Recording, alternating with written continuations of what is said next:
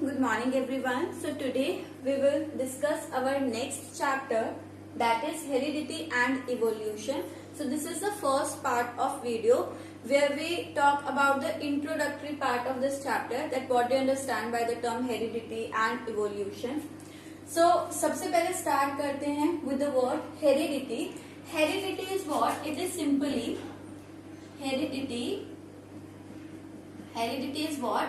It is simply inheritance, or inheritance we are calling it transferring. So inheritance means simple transferring. So inheritance, or we can say transferring of characters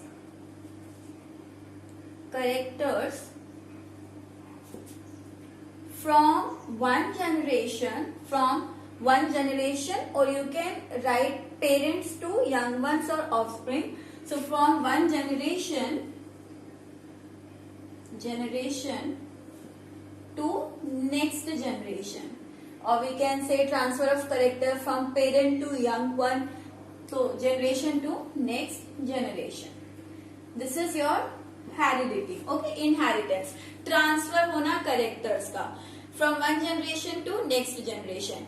And we can easily observe that in humans also we are not alike, or we are not the clone of our parent, but we have similarity or similar character which match with our parent. Like few people having, or few individual having the same iris color as that of parent. Along with that कईयों का आपका बोला जाता है कि नाक जो है वो मम्मी की तरह है या पापा की तरह है. सो दैट इज व्हाट, कि करेक्टर्स जो हैं, करेक्टर्स हमारे ट्रांसफर हो रहे हैं एक जनरेशन से, पेरेंट्स से हमें वो करेक्टर आए हैं. That is your heredity. Now heredity में आपका देखो बच्चा, जब भी आपका करेक्टर ट्रांसफर होते हैं, करेक्टर ट्रांसफरिंग जब एसेक्सुअली रिप्रोड्यूसिंग ऑर्गेनिज्म में हो रही है, so they are producing the same individual as that of parent, means they are producing blueprint or clone of their parent. And we have talked about this in reproduction also, कि जो asexually reproducing organism है वहां पर वो parents के क्या होते हैं, क्लोन होते हैं. So if we talk about transferring of character in asexually reproducing organism, so in that case we get the clone of parent. What we are getting, we get the clone of parent. But clone of parent तो है, but यहाँ पर भी आपके sudden variations are present there in asexually reproducing organism also, but that variation is not genetic, or we can say that variation are basically arises due to the environmental condition. कि वहां पर आपका क्योंकि एक ही पेरेंट इन्वॉल्व होता है young one develop करने के लिए, तो वहां पर वो एग्जैक्ट क्लोन होगा, जो जीन पेरेंट में है वही जीन आगे ट्रांसफर हो गए. लेकिन यहाँ पर एग्जैक्ट क्लोन ब्लूप्रिंट हम बोलते हैं, but still few variations are there which are negligible actually, and that variation are due to the environmental factor. So they are clone of parent, and variations are negligible. That is also due to environmental factors. Okay, so this is what happens in your asexually reproducing organism. And if we talk about sexually reproducing organism, so in sexually reproducing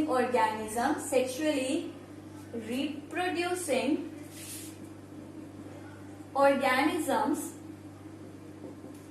यहां पर क्या हो रहा है, in sexually reproducing organism we get the individual having the character of parent, यानी यहां पर भी करेक्टर ट्रांसफर हो रहे हैं, but the complete character of the individual is not matched with the parent. Means we are saying that the young ones are not clone of their parent, so they are not clone of their parent. And why so? In reproduction I have told you, क्योंकि यहाँ पर two parents are involved, and जब young ones form होते हैं तो दोनों parents का genetic material जो है वो मिक्स होता है, and in that mixing we get a new character. So they are not clone of parent and have genetic variation, यानी कि यहाँ पर जेनेटिक वेरिएशन डेवलप हो गई. देखो यहाँ पर आपका वेरिएशन एनवायरमेंटल फैक्टर की वजह से थी, यानी कि बना क्लोन होगा. अब उसको एनवायरमेंट कैसा मिल रहा है न्यू यंग वन को, उसके अकॉर्डिंग उसमें थोड़े बहुत बदलाव हो जाते हैं, ठीक है, एनवायरमेंटल फैक्टर की वजह से. बट यहाँ पर आपका क्लोन है ही नहीं, उनके अंदर ऑलरेडी जेनेटिक लेवल पर क्या है, वेरिएशन है. व्हाई? बिकॉज यहाँ पर फ्यूजन हुआ है किसका, nucleus of two parents, and when it get mix so we get a new character. तो हमें वहां पर मिक्स्ड कैरेक्टर मिलते हैं, मदर और फादर के दोनों के मिक्स्ड कैरेक्टर मिलेंगे जो कि इंडिविजुअल में डेवलप होंगे. Okay, now in the sexually reproducing organism, अगर ये रिप्रोडक्शन कॉन्टिन्यूटी पे रहे, मतलब सेक्सुअल रिप्रोडक्शन से यंग वन हुआ, फिर वो सेक्सुअली रिप्रोड्यूस होकर और यंग वन बना रहा है, फिर वो सेक्सुअली रिप्रोड्यूस होकर नेक्स्ट जनरेशन बना रहा है. So if the sexual reproduction held in continuity, अगर ये कॉन्टिन्यूटी में होता रहे, सो यहाँ पर आपके क्या होते हैं, generation after generation. If we talk about years after years, or we can generation after generation, generation after generation, यहाँ क्या होगा, यहाँ पर ये वेरिएशन जो है एक्यूमुलेट होते जाते हैं. सो दीज वेरिएशन जो चेंजेस आ रहे हैं, वेरिएशंस क्या होंगे, एक्यूमुलेट होंगे. And as these variation accumulate, after few years what we get a complete new species of organism, and when the new species are formed then that process is called evolution. evolution होता है evolve होना, बदलाव होना. तो अगर ये आपका variation generation after generation या ईयर आफ्टर ईयर एक्यूमुलेट होता रहे, आता रहे, बदलाव आता रहेगा, तो अल्टीमेटली हमें क्या मिलेगी, एक कंप्लीट न्यू स्पीसीज हमें मिलेगी. और इसी को हम क्या कह रहे हैं, when we get the new species, so हम यहाँ पर कहते हैं क्या हुआ, इवोल्यूशन हो गया है. This is what, evolution. Evolution मतलब आपका वेरिएशन एक्यूमुलेशन की वजह से कई सालों के बाद जो हमें बिल्कुल चेंज्ड स्पीसीज मिलती है, उन्हीं को हम इवॉल्व्ड स्पीसीज कहते हैं. Okay, so this is your term heredity and evolution signifies. Okay, now see, अब हेरिडिटी जो है यानी कि ट्रांसफर हो रहे हैं कैरेक्टर एक जनरेशन से नेक्स्ट जनरेशन में. सो यहाँ पर ट्रांसफरिंग के लिए बेसिक यूनिट कौन सी होती है, मीन्स पेरेंट्स से न्यू यंग वंस में द विच फैक्टर और which unit is actually transferring this character, कि हमारे जो कैरेक्टर पेरेंट्स से मैच करे उन्हें लेकर कौन आ रहा है. So you have heard this in your lower classes also, that gene. Gene is the smallest structural and functional unit which is responsible for transferring the character from one generation to next generation. So यहाँ पर आपका gene के बारे में बात करते हैं. Gene जो है it is smallest structural and functional unit responsible for inheritance of character. Means if my character is matched with my parent, that means few genes are traveling from parents to the next generation, from parents to inside me. So यहाँ पर actual में आपका यहाँ पर जो character transfer किया है वो किसने किया है, जीन ने किया है. And the branch of science which deals with the study of organism at genetic level, यानी कि अगर हम किसी ऑर्गेनिज्म का जेनेटिक लेवल यानी उसके जीन्स की स्टडी करें, अगर मेरी बॉडी में जो सेल के अंदर जीन्स है उनकी स्टडी की जाए, तो वही ब्रांच ऑफ साइंस जो है क्या कहलाती है, जेनेटिक्स कहलाती है. So the next point we will discuss is about characters. As we have told, I have told that genes are bringing the changes, or genes are responsible for inheritance of character.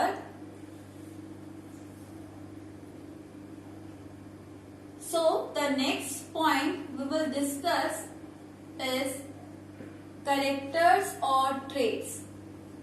As I have told you that this gene is responsible for inheritance of characters. ये characters की inheritance transferring कर रहा है. So actually ये character और traits जो है ये बच्चा आपके दो types के होते हैं. These characters are classified into two types. The first one is your acquired character and the second is called inherited character. As the name suggests, inherited नाम से पता चल रहा है जो inherit हुए यानी कि पेरेंट से नेक्स्ट जनरेशन में आए हैं. So the traits which we get from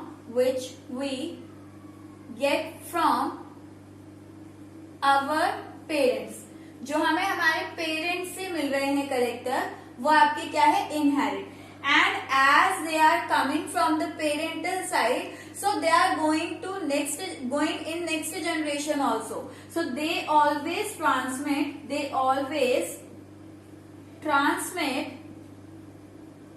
from one generation to next generation. Like few of the example I am taking here, like the color of your iris. This is a genetic character कि आपकी eyes का colour कई बार जो है वो colour आपका किससे match करता है, पेरेंट से करता है. अगर मिक्सिंग हुई है तो चेंजेस आ सकते हैं, क्योंकि हम कह रहे हैं इनहेरिटेंस जहाँ होता है वहाँ चेंजेस आते हैं, लेकिन आपके पेरेंट से आपकी आइरिस का आंखों का कलर मैच कर सकता है. सो यहाँ पर जैसे कलर ऑफ आइरिस है, इसी तरह से कईयों की ईयर लोब जो होती है ये जॉइंट होती है बिल्कुल हेड से, और कईयों की अलग होती है. तो यहाँ पर ईयर लोब्स की ज्वाइनिंग और whether it is apart, this is also a genetic character. तो यहाँ per ear lobe whether it is attached और apart, this is also your genetic character. Likewise, if we talk about acquired character, these characters are acquired by organisms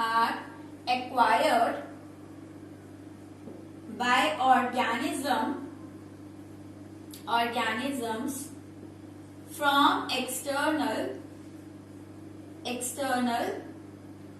environment. जिस environment में organism रहता है, अगर वो environment, because environment is dynamic, it remains changing every time. So अगर environment आपका change हो रहा है तो उस चेंजिंग एनवायरमेंट में ऑर्गेनिज्म की बॉडी भी अपने अंदर क्या ब्रिंग करती है, चेंजेस ब्रिंग करती है.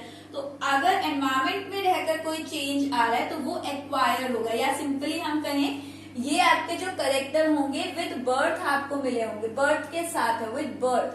ठीक है. और ये आपके करेक्टर्स आफ्टर बर्थ आपकी बॉडी में जो करेक्टर्स या चेंजेस आ रहे हैं, that is your acquired character. So ये आपके कैसे आ रहे हैं, दे मे ट्रांसमिट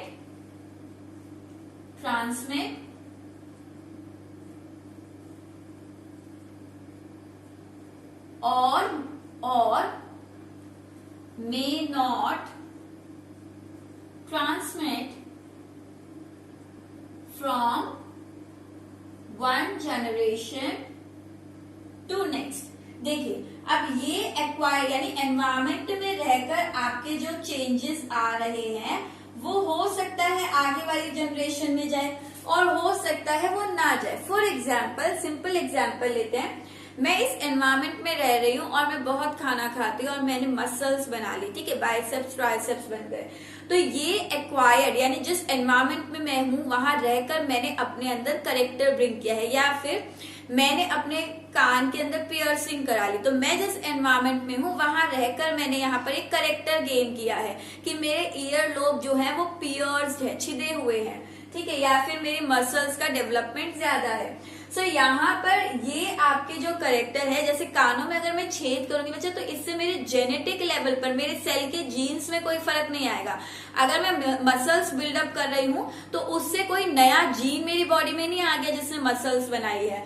तो यहाँ मसल्स का डेवलपमेंट या ईयर की पियर्सिंग जो है, ये करेक्टर आपकी बॉडी में डेवलप हुआ है, आफ्टर बर्थ आपने डेवलप किए हैं, बट ये आगे ट्रांसमिट नहीं होंगे because they are not bringing any change at the genetic level of your body.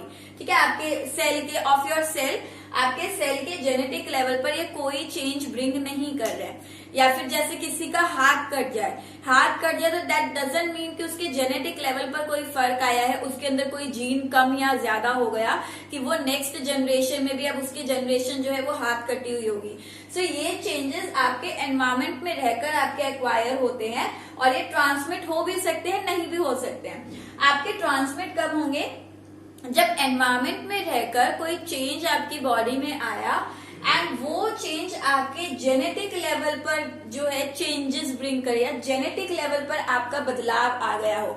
जैसे हम एग्जांपल्स लेते हैं, like earlier we have that coccyx bone हमारी बॉडी में थी, और वो जनरेशन आफ्टर जनरेशन जो है वो धीरे धीरे क्या हुई, कम होती जा रही है, क्योंकि हम उसका यूज नहीं कर रहे हैं। तो वो जीन जो आपका बोन डेवलपमेंट में इन्वॉल्व होते या किसी ऑर्गन डेवलपमेंट में इन्वॉल्व होते, वो जीन अब रिड्यूस होते जा रहे हैं और आगे की जनरेशन में वो चीज आपको नहीं मिल रही है।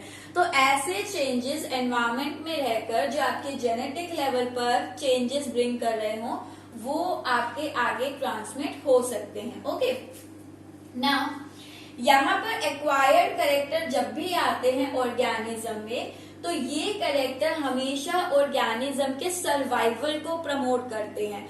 तो ये ऑलवेज क्या करेंगे, सर्वाइवल प्रमोट करेंगे। लेकिन वो कैरेक्टर जो इनहेरिट है, जो आप पेरेंट्स से आए हैं, वो इट इज नॉट नेसेसरी कि वो हमेशा पॉजिटिव ही हो। ठीक है, जैसे अगर आपका कोई पेरेंट में डिजीज था, जेनेटिक प्रॉब्लम थी, उनको डिजीज था, लाइक कलर ब्लाइंडनेस है, जेनेटिक डिसऑर्डर है, और वो इनहेरिट होकर नेक्स्ट जनरेशन में आ गया, तो नेक्स्ट जनरेशन में वो कैरेक्टर उसका सर्वाइवल थोड़ी प्रमोट कर, मीन्स पॉजिटिव तो नहीं है।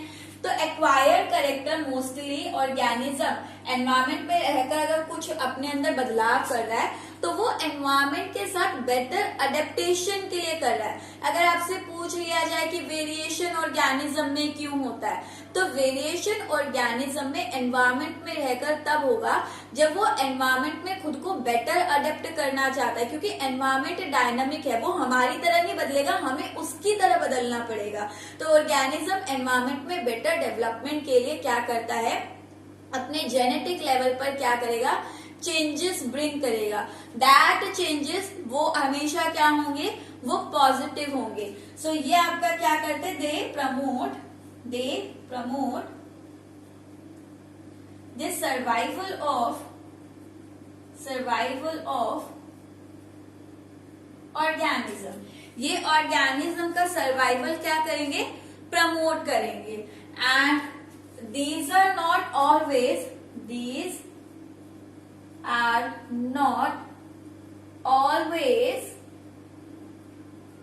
पॉजिटिव। लाइक एग्जाम्पल आप जेनेटिक डिसऑर्डर को लेकर एक्सप्लेन कर सकते हैं। जेनेटिक डिसऑर्डर कि वो आपका पॉजिटिव नहीं है अगर किसी ऑर्गेनिज्म में कोई जेनेटिक डिसऑर्डर या डिजीज हो रहा है। नाउ यहाँ पर आपका नेक्स्ट क्वेश्चन की फॉर्म में हम एक और टर्म पढ़ते हैं जो अभी हमने बात की, कि ये जो करेक्टर्स है या एनवायरमेंट में रहकर हमारी बॉडी में जो चेंजेस आ रहे हैं, जिनकी वजह से न्यू करेक्टर डेवलप हो रहे हैं, तो ये चेंजेस यानी कि वेरिएशन क्यों असेंशियल है। So next question is,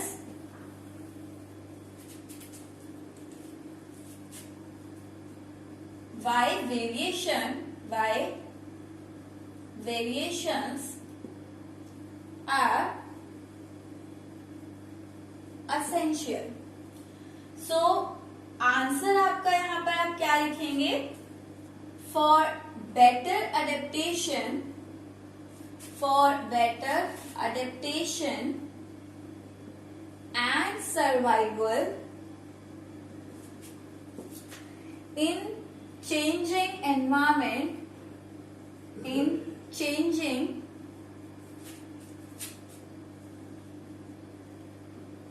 environment, changing environment में बेटर अडेप्टेशन एंड सर्वाइवल के लिए variations are necessary and variations accumulate for years and are necessary. ठीक है, यानी वेरिएशंस बदलाव क्यों आ रहे हैं? चेंजिंग एनवायरमेंट में बेटर अडेप्टेशन एंड सर्वाइवल के लिए आ रहे हैं. अब ये सारी चीजें हमने बेसिक पढ़ ली कि हेरिडिटी इनहेरिटेंस है करेक्टर का. करेक्टर किस तरह के हो सकते हैं? एक्वायर भी हो सकते हैं कि एनवायरमेंट में रहकर गेन किए हैं. इनहेरिटेड भी हो सकते हैं पेरेंट्स से आए हों. Then we have talked about heredity की स्मॉलेस्ट यूनिट यानी इनहेरिटेंस हो किसका रहा है? तो जीन का हो रहा है. नाउ द नेक्स्ट पॉइंट कि यहाँ पर हेरिडिटी यानी करेक्टर का इनहेरिटेंस ट्रांसफर होता है from one generation to next generation. ये किसने कहा? Who told this to us? So यहाँ पर एक साइंटिस्ट है who was known as father of genetics जिनका नाम था जॉर्ज मेंडल. So यहाँ पर नेक्स्ट पॉइंट है दैट इज कि इनहेरिटेंस को बताने वाले फादर ऑफ जेनेटिक्स जिन्हें कहा जाता है he was George Mendel. George Mendel have performed many experiments and through that experimental observation he concluded that the character are transferred from parent to next generation. इन्होंने बहुत सारे एक्सपेरिमेंट कंडक्ट किए और उन्हीं एक्सपेरिमेंट की ऑब्जर्वेशन यानी देखकर इन्होंने बताया करेक्टर जो है वो ट्रांसफर हो रहे हैं पेरेंट से नेक्स्ट जनरेशन में. सो यहाँ पर इन्होंने जितने भी एक्सपेरिमेंट कंडक्ट किए उस एक्सपेरिमेंट के लिए इन्होंने एक मॉडल प्लांट सेलेक्ट किया and the model plant of Mendel is Pisum sativum भी लिखा होता है कई जगह, सटाइवम भी होता है. And this is your pea. Pea को इन्होंने यूज किया. Why he selected pea as model plant? तो यहाँ पर इस पी प्लांट के करेक्टर्स थे. क्या करेक्टर्स? पहली चीज that it have short life span. Short life span से क्या प्रॉफिट होता? देखो बच्चा, आपने कोई प्लांट लगाया है, ठीक है, आपको ये देखना है कि इसके करेक्टर नेक्स्ट जनरेशन में गए या नहीं. तो नेक्स्ट जनरेशन के लिए आपको इसी का पौधा उगाना पड़ेगा और उसके लिए आपको यहाँ पर क्या चाहिए? इसके सीड. अगर इसकी लाइफ स्पैन छोटी है तो सीड हमें जल्दी मिलेंगे और इन्हें ग्रो कर हम देख सकते हैं करेक्टर ट्रांसमिट हुए हैं या नहीं. यानी कि ओवरऑल आपको यहाँ रिजल्ट जो है वो जल्दी मिलेगा अगर उसकी लाइफ स्पैन क्या होगी? शॉर्ट होगी. तो it have short life span. So यहाँ पर रिजल्ट्स आर अवेलेबल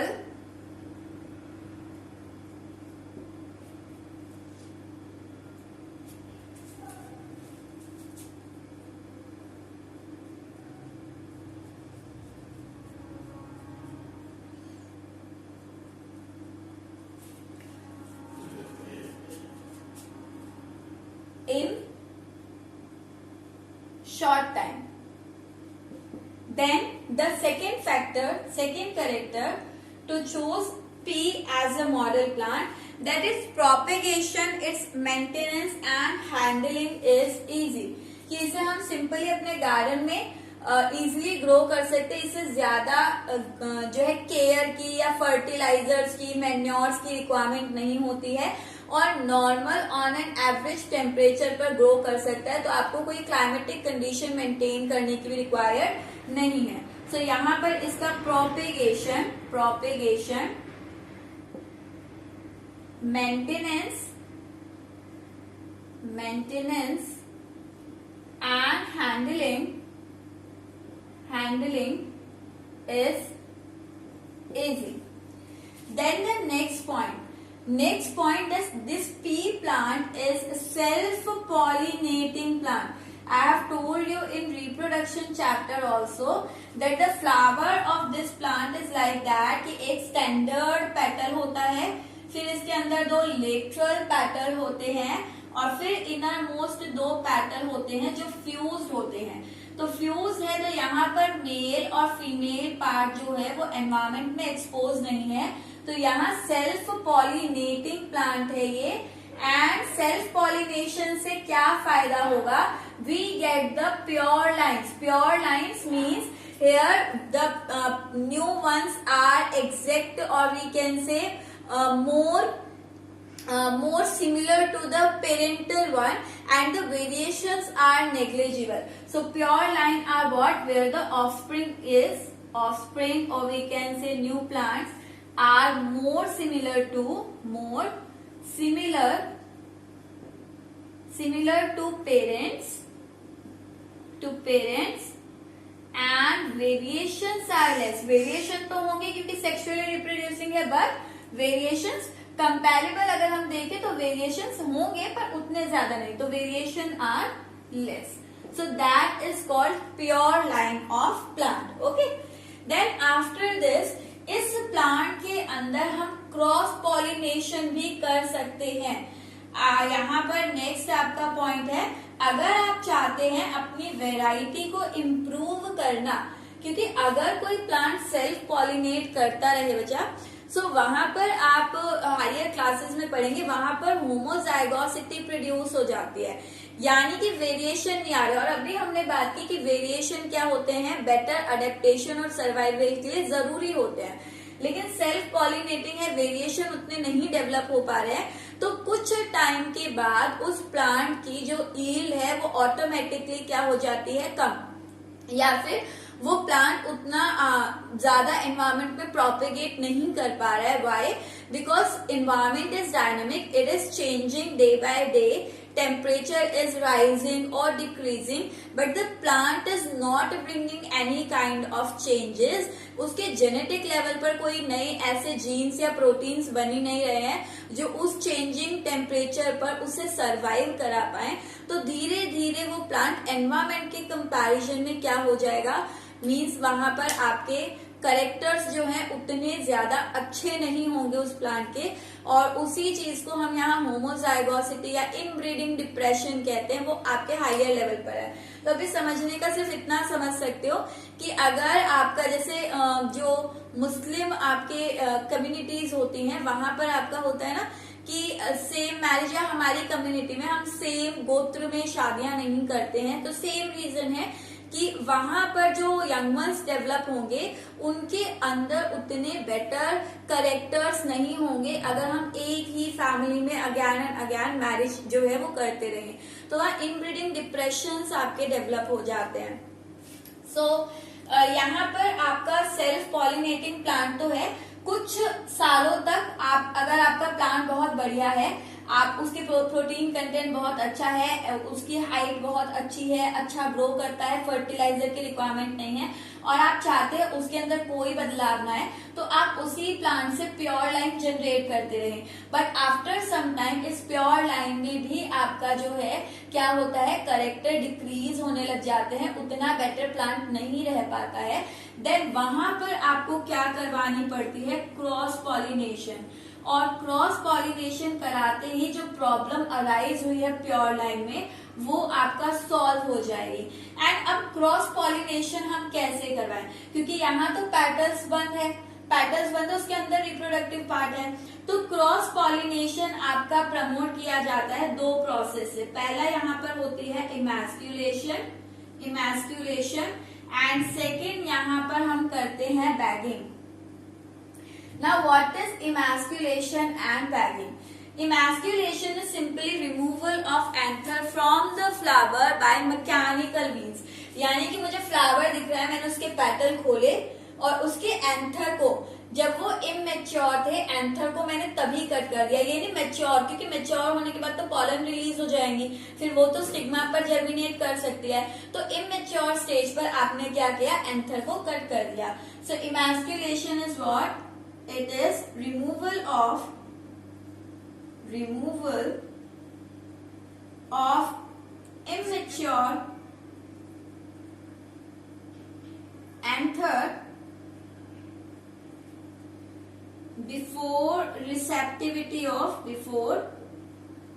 रिसेप्टिविटी यानी कि उससे पहले कि स्टिग्मा रिसेप्टिव हो, मैच्योर हो, रिसेप्टिविटी ऑफ स्टिग्मा, आपने यहाँ पर क्या कर दिया, एंथर को रिमूव कर दिया है। और कैसे? बाय मैकेनिकल मीन्स, यानी कि हैंड्स की हेल्प से। सो मैकेनिकली, बाय मैकेनिकल मीन, सो ये आपका क्या कहलागा, इमैस्कुलेशन। अब अज्यूम करो ये इनरमोस्ट पेटल था, मैंने यहाँ से इस एंथर को क्या कर दिया, रिमूव कर दिया।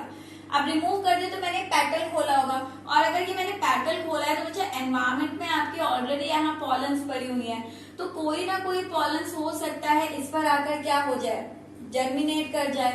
तो यहाँ पर आपका कोई पॉलन इस पर जर्मिनेट ना करे, उसके लिए हम क्या करते हैं, इस इमैस्कुलेटेड फ्लावर पर जो भी चेंज मैं लाना चाहती हूँ, तो मैं दूसरी पी की स्पीसीज लेकर आई। इसके करेक्टर मेरी वाली स्पीसीज से थोड़े डिफरेंट थे। मैंने इसका एंथर लिया और यहाँ पर पॉलन को डस्ट कर दिया। तो यहाँ पॉलन डस्ट करने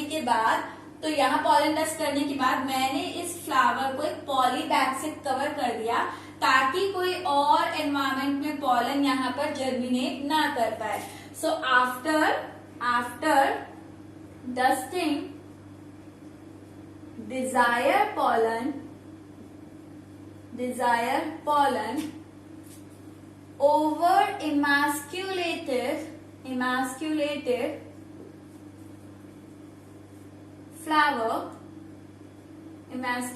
flower, cover it with poly bag या स्पेशल नायलॉन बैग्स भी हम यूज करते हैं, poly bags, and this process is called bagging.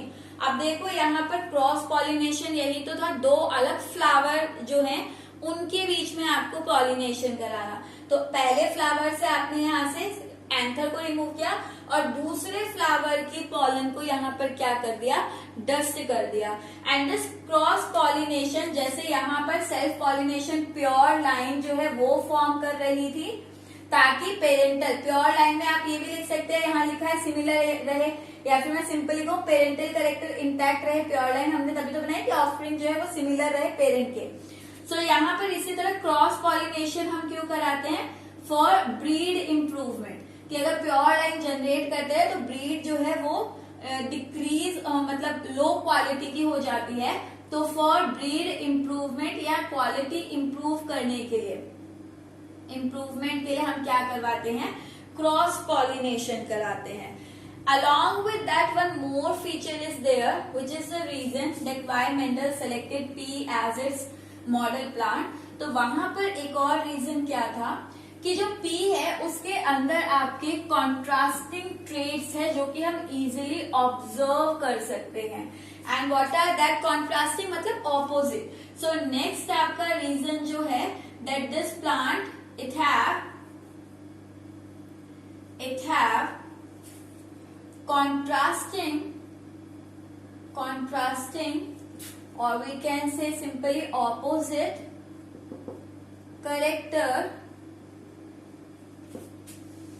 characters for better observation and study, for better observation and study. And what are those characters? So that we will discuss in the next part of video. So this is all for today. In the next part of video, we will discuss about the characters that is observed by the Mendel in pea plant and the terms related to his experiment. Thank you.